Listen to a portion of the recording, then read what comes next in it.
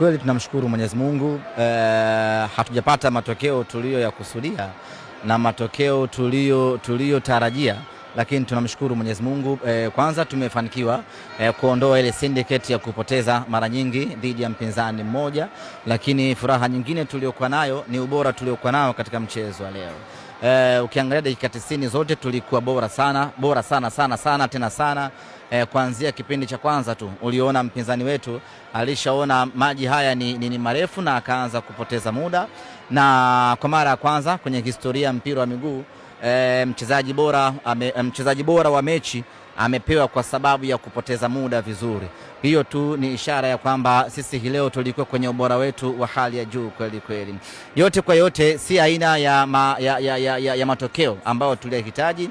Mechi ya leo tulihitaji kupata ushindi, na of course tulistahili kupata ushindi kutokana na aina ya timu tuliokuwa nayo, namna ambavyo tumecheza mchezo wa leo, ubora tuliokuwa nao, namna ambavyo tuliweza kumdhibiti na kumkamata mpinzani, namna ambavyo tulikuwa kwenye ubora wetu wa hali ya juu. Bahati mbaya haikuwa hivyo.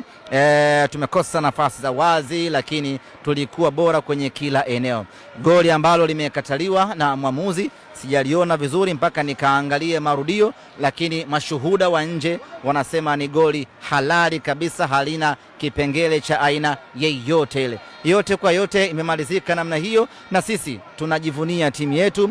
Improvement ni kubwa kweli kweli, namna ambavyo viwango vya wachezaji vimeongezeka, ubora wa wachezaji umeongezeka, confidence ya wachezaji imeongezeka, mshikamano wa viongozi umeimarika zaidi, na hatimaye tumekuwa kwenye huu bora. Tumeambulia sare, lakini inatupa matumaini ya kwamba mbele yetu ni njema kweli kweli.